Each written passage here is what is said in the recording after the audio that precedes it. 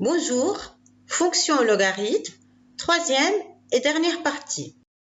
Dans cette partie, tu vas apprendre à étudier les variations d'une fonction logarithmique et à tracer la courbe représentative d'une fonction logarithmique. Alors, comme premier problème, on nous donne le tableau de variation d'une fonction f définie sur l'intervalle ouvert 1 plus l'infini par f de x égale 3 ln de x moins 1 plus ax plus b. Il nous demande, à partir des informations données dans ce tableau, de déterminer les valeurs de a et de b. Ça, c'est la partie A du tableau, du problème. Partie B du problème. Supposons que f soit défini sur l'intervalle 1 plus l'infini par f de x égale 3 ln de x moins 1 moins 2x plus 7. C'est sa courbe représentative. Écrire une équation de la tangente à la courbe au point d'abscisse 2. Tracer la tangente et la courbe. La droite d'équation y égale 0,8x coupe c en 2 points. Montrer que l'abscisse alpha de l'un de ces deux points est telle que alpha est comprise entre 3,4 et 3,5. Et donc, la première question consiste à trouver les valeurs de a et de b qui figurent dans l'expression de f de x. Il nous faut a et b, donc à présent ce sont deux inconnus, et donc il va falloir trouver deux égalités, qui seront en fait deux équations dont les inconnus sont a et b. Trouver ces deux égalités, on va essayer de les chercher dans ce tableau. Donc un nombre avec son image ou un nombre avec sa dérivée. Par exemple, on voit bien qu'on a l'image de 2, elle est égale à 3. Et donc la première égalité qu'on pourra écrire est f de 2 est égal à 3. Et essayons de trouver une autre. Donc on a le 5 demi, dont l'image par la fonction f est 2 plus 3 ln de 3 demi, et aussi on a que f' de 5 demi est égal à 0. Donc en fait on a trois égalités obtenues et on a suffisamment d'informations pour trouver a et b. Commençons avec la première, ça veut dire f de 2 est égal à 3. Et comment on va faire? Donc, on n'a qu'à remplacer x par 2 dans l'expression de f de x. Et on écrit l'égalité f de 2 est égal à 3 qui devient donc 3 ln de 2 moins 1 plus a fois 2 plus b est égal à 3. Ln de 2 moins 1, ça veut dire c'est ln de 1. Et donc, ça va donner 0. Et donc, il nous reste 2 fois a plus b est égal à 3. Et donc, voilà une première égalité. 2a plus b est égal à 3. On la garde de côté. C'est une équation à deux inconnus. On ne peut pas la résoudre tout de suite.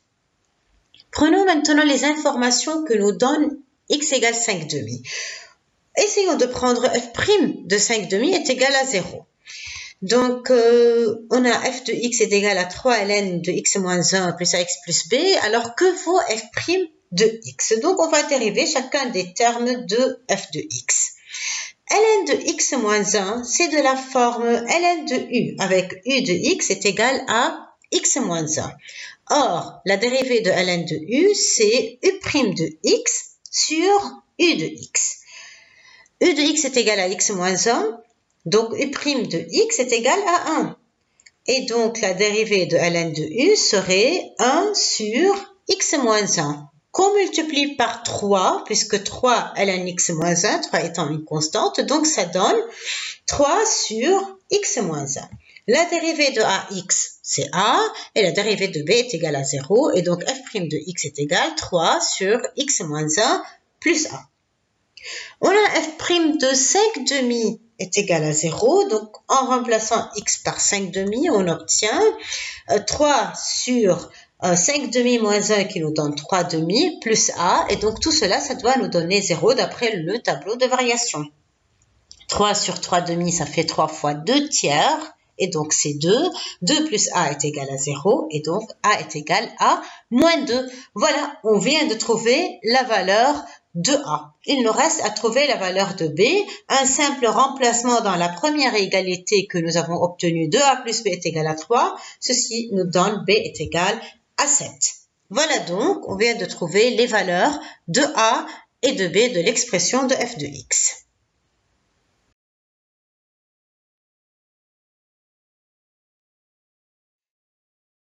passe à la deuxième partie. Donc, on nous demande d'écrire une équation de la tangente à la courbe au point d'abscisse 2.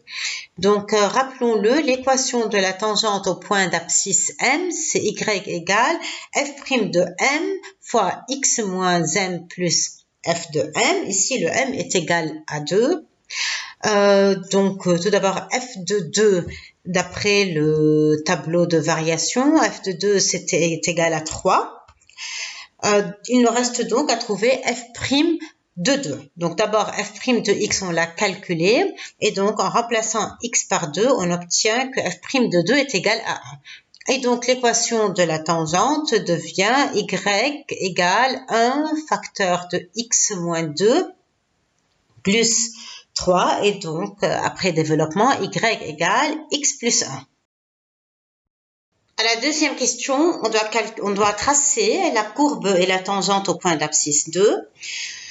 Pour tracer la courbe, on va essayer de trouver certains points en prenant des nombres avec leurs images. Par exemple, f de 2 est égal à 3, donc le point de coordonnées 2, 3 va être sur la courbe.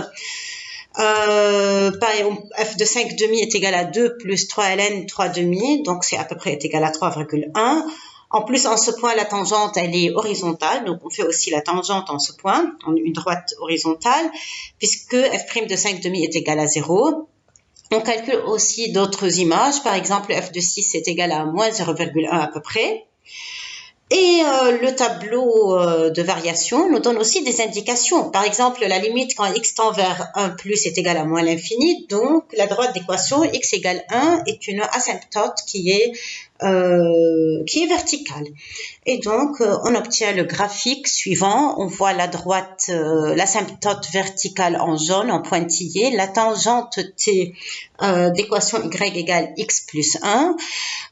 Et qui passe aussi par le point de coordonnées 2, 3. Le point qui a comme abscisse 5 demi et comme ordonnée à peu près 3,1, on le voit là-haut, 6 avec moins 0,1.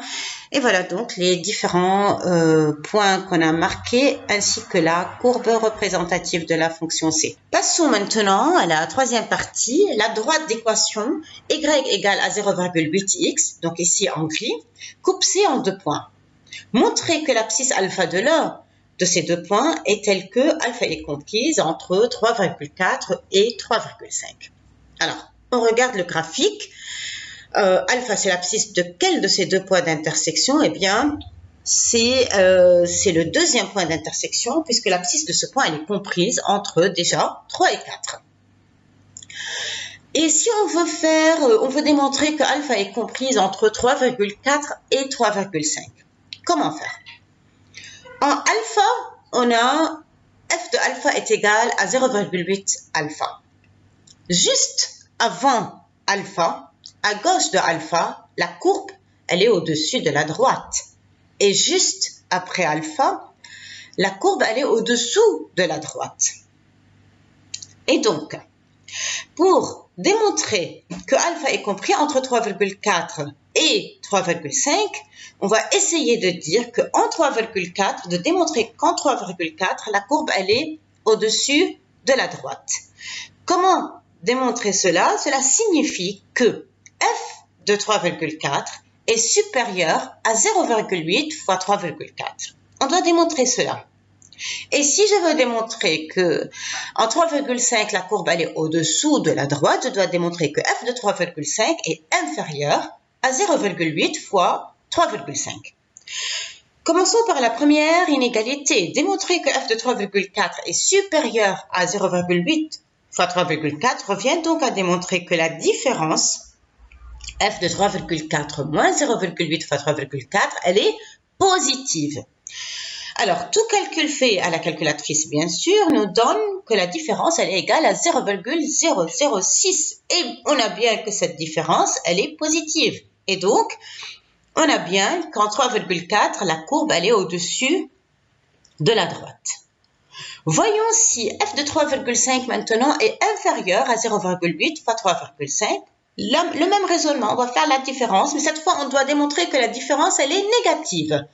Alors, calculons la différence. La différence nous donne moins 0,02 et c'est un résultat qui est bien négatif. Et donc, f de 3,5 est situé au-dessous, elle est inférieure à 0,8 fois 3,5. Donc, en 3,5, la courbe, elle est au-dessous de la droite. Et donc, c'est ce qu'il faut démontrer. Donc, alpha est bien comprise entre 3,4 et 3,5. Et on passe à un deuxième problème. Donc, on a la courbe d'une fonction définie sur l'intervalle 0 ouvert plus l'infini. Et ils nous disent que la droite tracée, elle est tangente à la courbe au point de coordonnées 1, 1. Ils nous demandent de déterminer f de 1 et f' de 1 et de dresser le tableau de variation de la fonction f. Tout cela à déterminer graphiquement par lecture graphique. Ensuite, la fonction f comporte aussi des paramètres a et b qu'on doit déterminer. Et finalement, on doit trouver l'abscisse du point d'intersection de la courbe avec l'axe des abscisses et de résoudre l'inéquation f de x strictement supérieure à 0. Et donc, il nous demande à la première question de déterminer f de 1 et f' de 1. La courbe passe par le point de coordonnées 1, 1. Ils nous l'ont confirmé dans l'indication qui dit que la droite D, elle est tangente à la courbe au point de coordonnées 1, 1. Et donc, cela signifie que f de 1 est égal à 1. Quant à f' de 1, on voit que la droite D, elle est horizontale. Donc, son coefficient directeur est égal à 0. Et donc, f' de 1 est égal à 0. Passons maintenant au tableau de variation. En observant la courbe, on voit que la fonction, tout d'abord, on sait qu'elle est définie sur 0 plus l'infini, qu'elle est croissante sur l'intervalle 0, 1, puis décroissante sur l'intervalle 1 plus l'infini. On remarque aussi que l'axe des ordonnées est une asymptote qui est verticale, ce qui signifie que la limite quand x tend vers 0 plus est égale à moins l'infini. Et on remarque aussi que l'axe des abscisses est une asymptote horizontale, donc la limite quand x tend vers plus l'infini est égale à 0. À la deuxième question, il nous demande de déterminer a et b. On l'a dit tout à l'heure, on a ces deux inconnus a et b, il nous faut donc deux égalités qui seront deux équations dont les inconnus sont a et b. Et donc, ces deux égalités, les voilà. On a f de 1 est égal à 1 et f' de 1 est égal à 0. Prenons la première. f de 1 est égal à 1. Et donc, si je remplace x par 1 dans l'expression de f de x, le résultat doit nous donner 1. Et voilà donc la première équation. A plus B fois ln de 1 sur 1 doit être égal à 1. Or, ln de 1, on sait c'est égal à 0. Et donc, il nous reste A sur 1 est égal à 1. Et donc, A est égal à 1. La deuxième égalité que nous devons utiliser afin de trouver la valeur de B, eh bien, il nous reste f' de 1 est égal à 0. Et donc, on va utiliser f' de 1 est égal à 0 pour trouver la valeur de B.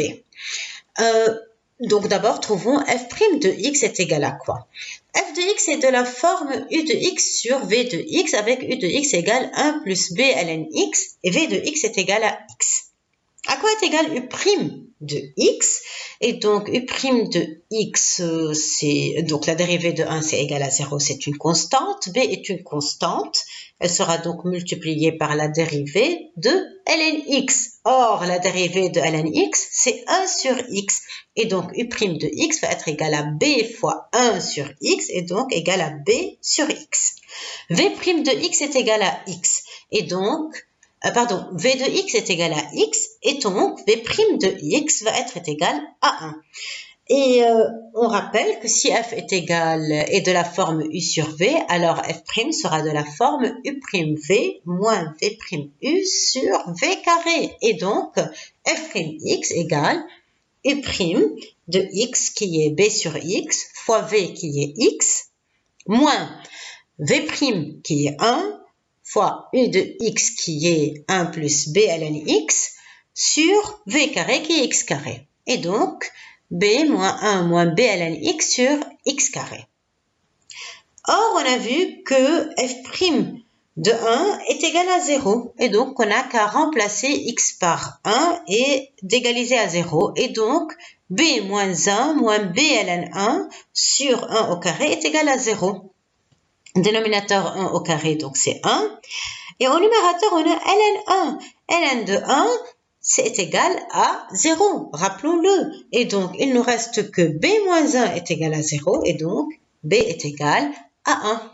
Et pour terminer, déterminer l'abscisse de l'intersection de la courbe avec l'axe des abscisses et résoudre l'inéquation f de x strictement supérieure à 0. Pour trouver l'intersection de la courbe avec l'axe des abscisses, on résout l'équation f de x est égal à 0 et donc 1 plus ln x sur x est égal à 0. Or, un quotient, il est égal à 0 quand le numérateur, il est égal à 0. Le dénominateur, il n'est jamais égal à 0. Donc, 1 plus ln x est égal à 0. Donc, ln x est égal à moins 1 et donc x est égal à 1 sur E.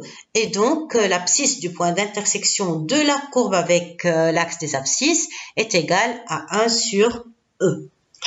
À la question suivante, résoudre l'inéquation f de x est strictement plus grand que 0. Donc, on va résoudre 1 plus ln x sur x strictement plus grand que 0. Le dénominateur x, il est strictement positif puisqu'on est sur l'intervalle 0 ouvert plus l'infini. Donc, le quotient, il est positif avec un dénominateur qui est positif. Donc, le numérateur, il est positif. 1 plus ln x est strictement plus grand que 0. Donc, ln x strictement plus grand que moins 1. Donc, plus grand que ln de e moins 1. Et on sait que la fonction ln, elle est strictement croissante. Donc, si ln de x est supérieur à ln de e moins 1, et donc x est supérieur à e moins 1, et donc x est supérieur à 1 sur e. Et donc, l'ensemble des solutions de cette inéquation, c'est l'intervalle ouvert 1 sur e plus l'infini.